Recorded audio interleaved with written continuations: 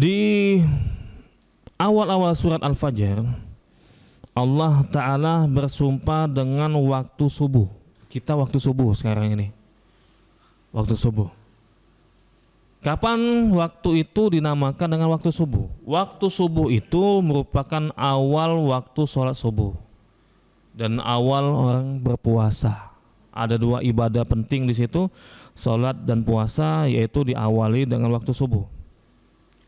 Waktu subuh itu, kata ulama, munculnya fajar sodik, sampai munculnya matahari, itulah waktu subuh.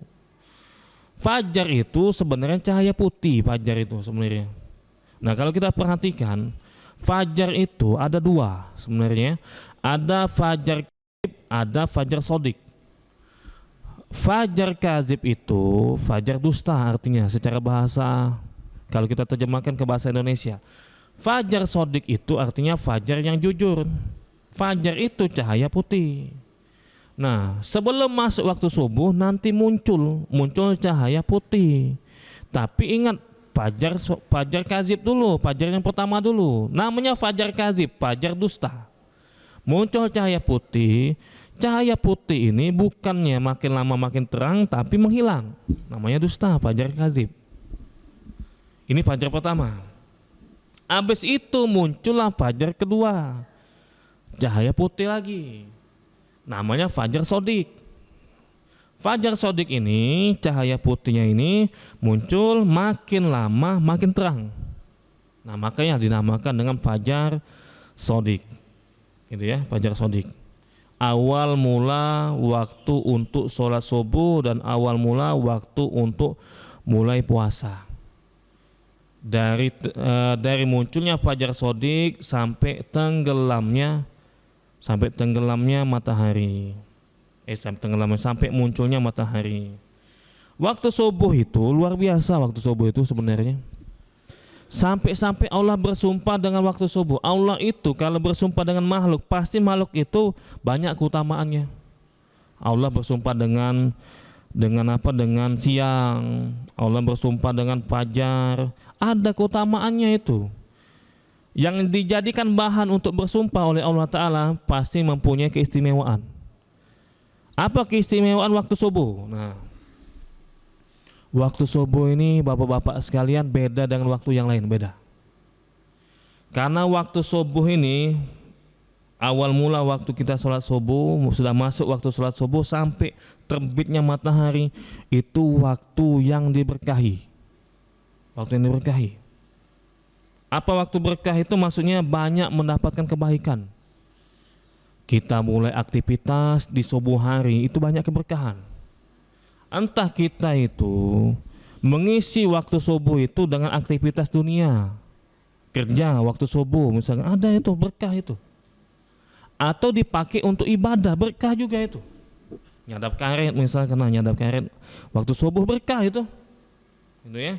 Atau dipakai untuk ngapal Al-Quran, yang santri misalkan, berkah itu. Waktunya itu tenang, mudah untuk menghafal, seperti itu. Karena kenapa? Karena sekali lagi waktu subuh itu banyak keberkahannya.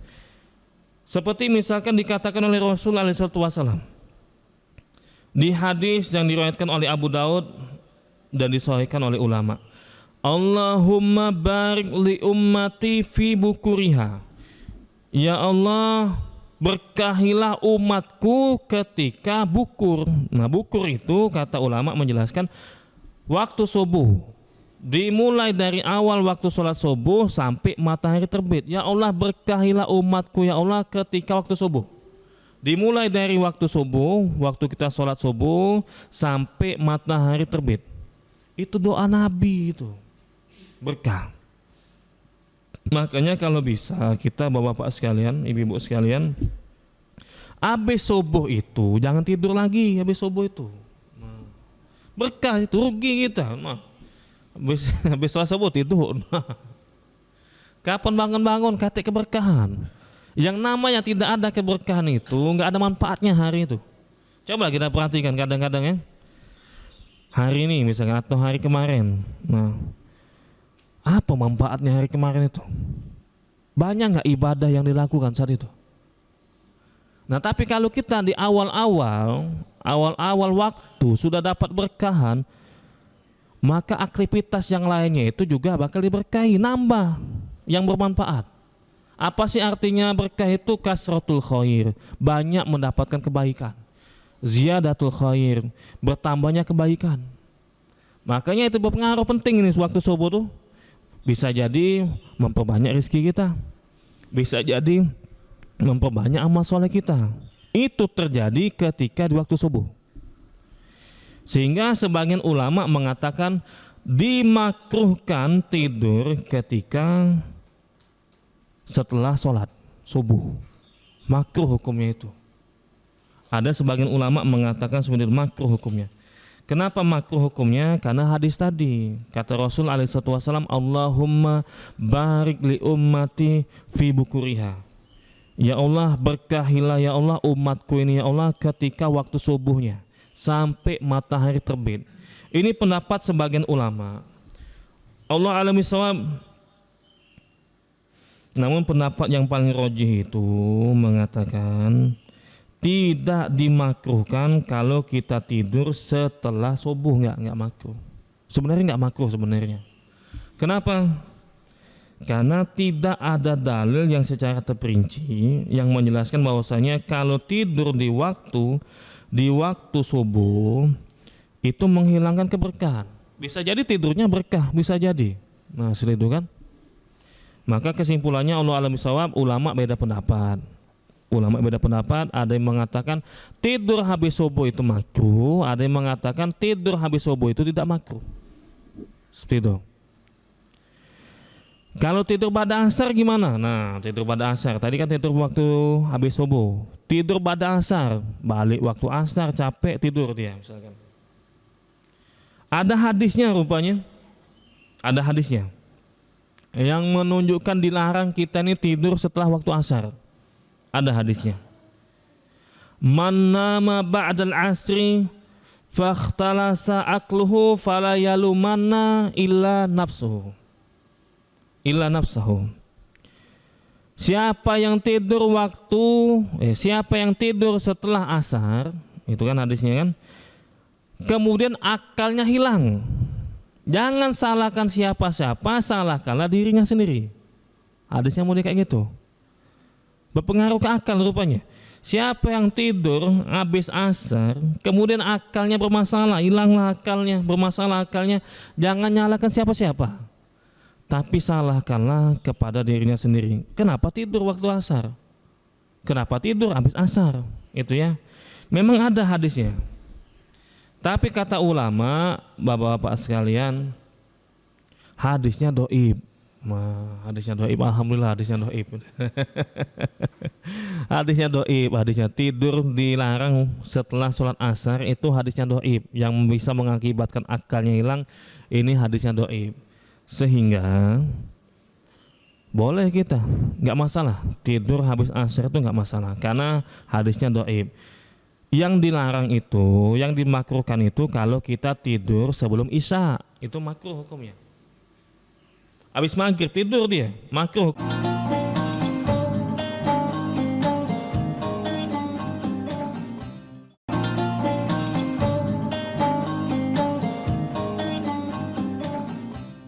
Yang dilarang itu, yang dimakruhkan itu kalau kita tidur sebelum isya, itu makruh hukumnya.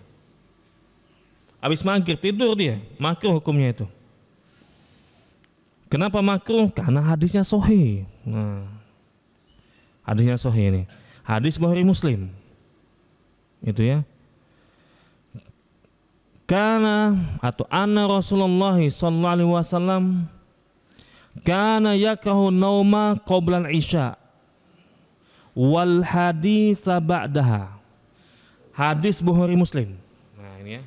Nabi alaihissalam membenci, tidak suka tidur yang dilakukan sebelum isya. Nah, dan Nabi tidak suka banyak ngobrol setelah waktu isya. Makruh hukumnya itu. Kata ulama makruh hukumnya. Tidur sebelum isya itu makruh hukumnya. Ngobrol setelah isya makruh hukumnya. Makruh hukumnya itu ya. Kenapa dijelaskan sama ulama? Apa alasannya? Kenapa dimakruhkan tidur sebelum Isya? Habis maghrib tidur deh, makruh hukumnya. Apa alasannya? Dan kenapa juga ngobrol setelah Isya itu makruh hukumnya? Dijelaskan sama ulama dalam kitab Shahih Fiqih Sunnah. Wal illatu fi karahatin naumi qabla salatil Isya khasyah an yadhhaba bihin naum fayafutuhu waktuha aw yatarakhasun nasu fi zalika fayanamu an iqamati jama'atiha. Kenapa dimakruhkan kita ini tidur sebelum Isya atau tidur setelah maghrib? Karena dikhawatirkan dia itu kalau tidurnya habis maghrib atau sebelum Isya ketinggalan sholat Isya, langsung bangun ketika waktu subuh. Nah, malah subuh rupanya. Nah, dikhawatirkan kayak gitu. Biar nggak kehilangan sholat subuh. Biar masih waktu sholat Isya, biar nggak kehilangan sholat Isya. Tahu-tahu lah bangun, lah subuh rupanya. Itu alasannya itu. Dan kenapa kita ini dimakruhkan ngobrol setelah Isya? Wa amma karahatul hadis ba'daha fali annahu rubbama yuaddi ila sahr yafutu bi subh. Ulaika yaqau fi kalamihi laghun fala yanbaghi khatam al-yaqadha bihi aw li annahu yafutu bihi qiyamul lail liman lahu bihi ada. Nah, kenapa kita dimakruhkan untuk ngobrol setelah sholat Isya? Karena bisa mengakibatkan kita begadang. Nah, itu ya kata ulama. Sehingga kelewatan sholat subuh. Pas sholat subuh bangun jam 8. Nah, gara-gara ngobrol, begadang, seperti itu. Jadi kesimpulannya, segala sebab yang menyebabkan seseorang itu bisa ketinggalan sholat, bisa tidak sholat di waktunya, maka itu dilarang. Namun hukumnya makruh kata ulama. Tidur sebelum Isya sama banyak berbicara setelah waktu Isya. Nah, gimana Pak Ustadz? Kebiasaan kita kan memang banyak bicara setelah waktu Isya, apalagi itu waktu kumpul sama keluarga. Katanya makruh katanya. Kalau kita ngomong, kalau kita ngobrol setelah waktu Isya, makruh memang. Cuma seperti ini. Makruh itu yang dijelaskan oleh ulama itu kalau ngobrolnya itu nggak ada manfaatnya dan berlebihan sehingga menyebabkan dia kesiangan bangun subuhnya. Makruh hukumnya itu. Bahkan bisa diharamkan kalau jelas dia bisa mengakibatkan sholat di luar waktunya, jelas itu. Cuma kalau ngobrolnya itu ada tujuannya, kata Rasulullah SAW kan fal yakul khairon aw liyasmut. Kalian itu kalau mau bicara, bicaralah yang baik. Tapi kalau kalian nggak bisa bicara yang baik, diam aja, jangan bicara. Itu pesan Rasul SAW. Maksudnya kalau bicara, bicaralah yang baik. Dijelaskan sama ulama, kontennya bagus, kontennya. Nah, kontennya bagus, topik pembicaranya bagus. Atau yang kedua, tujuannya untuk kebaikan. Tujuannya, kontennya, materi pembicaraannya nggak bagus, mubah misalkan. Tapi tujuannya untuk kebaikan, dapat pahala itu. Falyakul khairon itu, berbicara dengan yang baik itu. Contoh misalkan untuk menumbuhkan rasa harmonis dalam keluarga. Ngobrolnya sempatnya itu cuma pada Isya, nggak masalah itu, bahkan dapat pahala. Dapat pahala karena tujuannya, kalau tujuannya baik kayak gitu. Tapi kalau tujuannya nggak baik, nah itu makruh hukumnya. Ngobrol tujuannya bukan untuk mengharmoniskan rumah tangga, misalkan nggak ada keperluan, nggak ada kepentingan di situ, itu hukumnya makruh. Allah a'lam bishawab. Nah, bapak-bapak sekalian, kita kembali ke waktu subuh tadi. Waktu subuh itu habis kita sholat subuh, jangan kita tambah dengan sholat, jangan. Nggak boleh. Ada waktu-waktu yang dilarang kita untuk sholat. Ada. Salah satunya dijelaskan oleh Rasul SAW di hadis Bukhari Muslim. La sholata ba'da subhi hatta tartafi asy-syamsu, wala sholata ba'dal asri hatta taghiba syamsu. Hadis Bukhari Muslim. Jangan sholat, nggak boleh sholat setelah kalian melakukan sholat subuh. Jangan sholat, nggak usah. Sholat apa Pak Ustadz? Tiba-tiba aku pengen sholat aja. Jangan, nggak boleh. Sampai matahari itu muncul, baru boleh. Dan jangan sholat asar, jangan sholat setelah mengerjakan sholat asar sampai matahari tenggelam.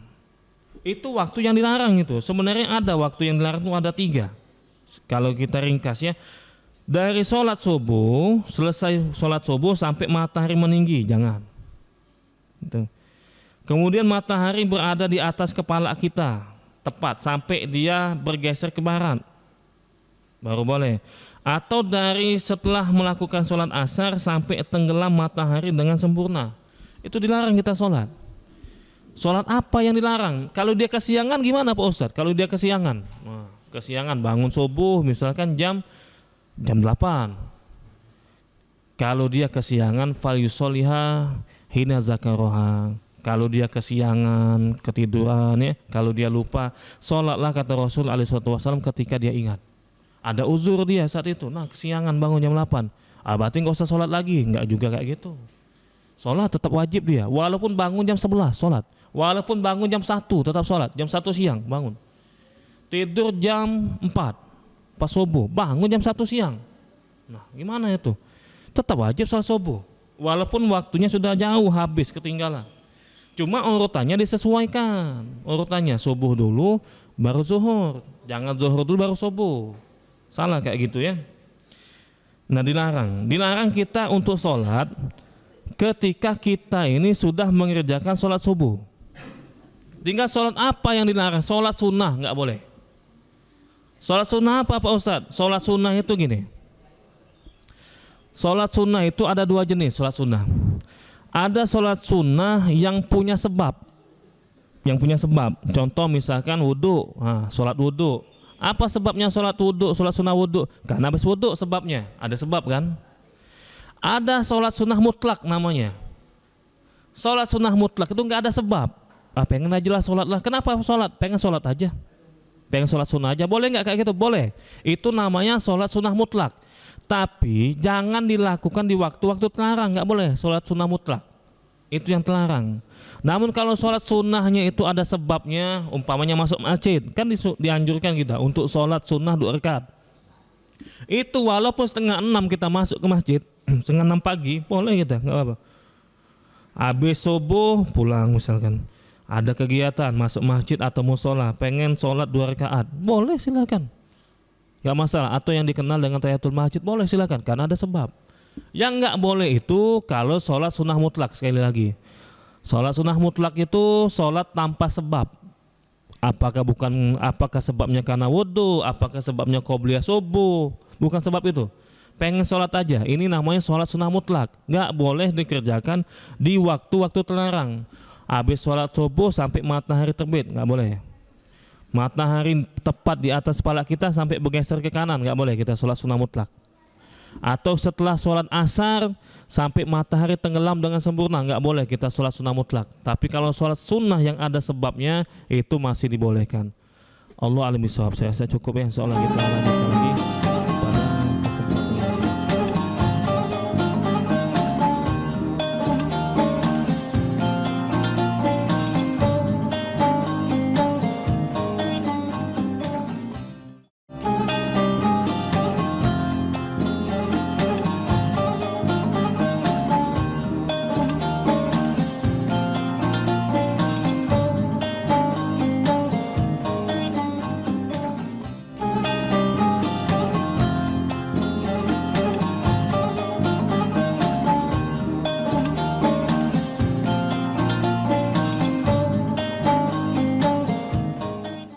Ayat ini sebenarnya didengar oleh kafir Quraisy.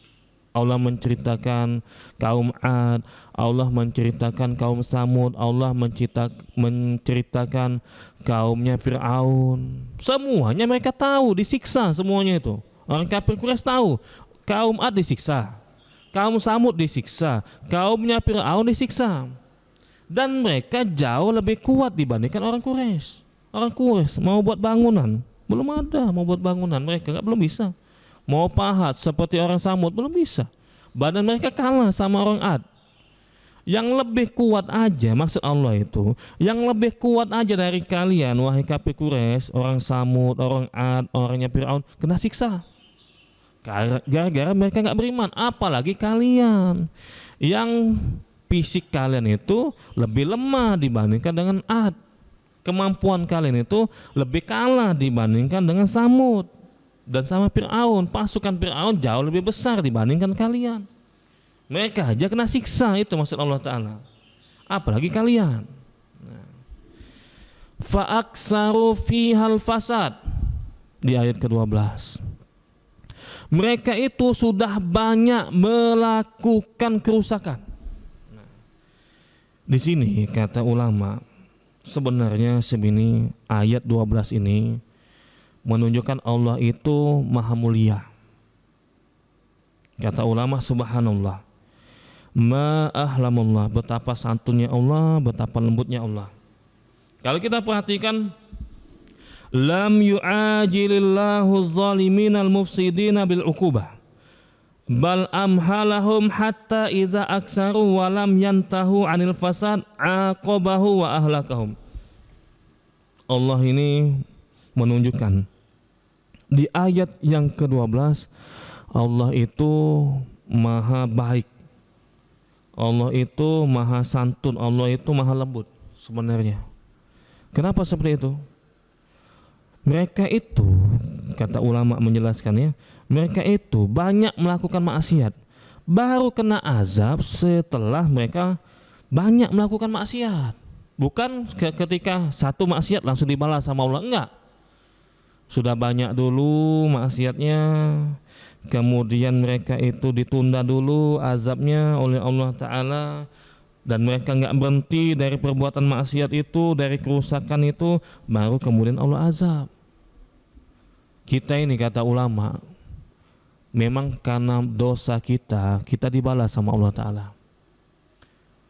Tapi uniknya misalkan dalam surat Asy-Syura ayat 30 itu, wa ma asabakum min musibatin fabima kasabat aydikum wa ya'fu an katsir.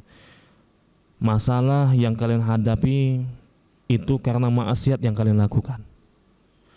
Dan di akhir ayat itu Allah Ta'ala mengatakan wa ya'fu an katsir, tapi Allah banyak mengampuni dosa kalian. Artinya memang kita banyak masalah karena itu banyak melakukan maksiat, dan itu merupakan balasan dari Allah. Cuma Allah Ta'ala mengatakan dosa kalian yang banyak itu diampuni. Artinya kalau kita ada masalah, ada ujiannya itu ya, itu karena perbuatan dosa kita dibalas oleh Allah Ta'ala. Cuma sebagian dosa kita dibalas oleh Allah Ta'ala, sisanya wa ya'fu an katsir, banyak dosa kalian itu yang diampuni. Makanya kata ulama, kalau dikit-dikit kita dibalas sama Allah Ta'ala, nah maksiat pertama langsung dibalas sama Allah, gak nyaman lagi kita hidup, gak bisa lagi kita hidup, karena kita banyak maksiat. Maksiat pertama langsung dibalas sama Allah ketika di dunia, maksiat kedua langsung dibalas. Tapi enggak, Allah mengampuni dosa-dosa kita, dan itu banyak. Yang dibalas oleh Allah Ta'ala itu cuma sedikit. Nah itulah makanya Allah itu maha mulia, itu ya, banyak mengampuni dibandingkan dengan mengazab sebenarnya itu. Tapi kalau Allah azab, Allah jelaskan di ayat ke-13, fasabba alaihim rabbuka sauta azab. Nah, fasabba alaihim rabbuka sauta azab, karena itu Tuhanmu menimpahkan cemeti azab kepada mereka. Allah kasih mereka dengan cambukkan azab pada mereka. Nah ini kenapa Allah menggunakan kata cambuk gitu? Kenapa enggak pedang aja? Pedang lebih ini kan lebih sangar. Tapi Allah Ta'ala milih kata cambuk. Nah, cambukkan azab. Kenapa Allah Ta'ala milih kayak gitu? Sebenarnya Allah itu kalau milih kata itu ada maksudnya. Enggak sembarangan Allah itu milih kata, ada maksudnya. Allah lebih memilih menggunakan kata cambuk dibandingkan dengan pedang, dibandingkan dengan apa, sesuatu yang lebih mengerikan lagi dibandingkan dengan cambuk. Kata ulama, fi isti'arati sauti lil azab fil ayah wajahan. Yang pertama, li'annahu yaqtadi minat tikrar ma'ala yaqtadihi sayf wa ghairihi. Yang pertama alasannya kenapa Allah Ta'ala, ini kan Allah tadi menceritakan tentang Samud, Ad, Fir'aun di azab di dunia, dan Allah menggunakan kata cemeti atau pakai cambukan azab. Kenapa nggak menggunakan kata lain, alat yang lain, apa pedang atau apa yang lebih mengerikan? Ini menunjukkan, kata ulama, mengisyaratkan orang itu diazab di dunia itu dan Allah menggunakan kata cambuk. Cambuk itu beda dengan pedang, beda cambuk. Kalau cambuk itu berulang-ulang, berulang-ulang, itu kan cambuk kan, kena siksa, kena cambuk berapa? 5 kali cambuk, berulang-ulang. Tapi kalau pedang cuma sekali, memang membinasakan, cuma sekali. Tapi kalau cambuk itu berulang-ulang, cambukan sekali, kedua kali, artinya hati-hati, azab itu bisa berulang. Itu maksud Allah Ta'ala menggunakan kata cambuk. Kedua, kenapa enggak menggunakan kata pedang atau yang lain, padahal pedang lebih mengerikan lagi? Zikrus sauti isyaratun ila azabid dunya in huwa ahwanu min azabil akhirah. Kama anna sauta ahwanu minal qatl. Allah sengaja milih kata cambukan azab untuk azab di dunia. Cambuk itu lebih ringan dibandingkan dengan pedang. Sepakat orang, cambuk itu lebih ringan dibandingkan dengan pedang. Maksud Allah itu memberitahukan kepada kita azab di dunia itu lebih ringan dibandingkan dengan azab akhirat. Makanya Allah Ta'ala milih kata cambuk. Coba kalau Allah Ta'ala milih kata pedang, apalagi yang lebih hebat lagi dari pedang yang bisa diungkapkan itu kan. Sengaja Allah Ta'ala milih kata cambuk, menunjukkan bahwasanya azab yang ada di dunia itu jauh lebih ringan dibandingkan dengan azab di akhirat. Siksaan dengan cambuk itu lebih ringan dibandingkan dengan siksaan dengan menggunakan pedang. Itu maksud Allah Ta'ala. Allah a'lam bishawab. Nah, inilah ayat 1 sampai ayat ke-13 yang kita bacakan, masuk 6 ya. Saya ingin membahas tentang ayat pertama aja ya, ayat pertama dalam surat Al-Fajr. Di awal-awal surat Al-Fajr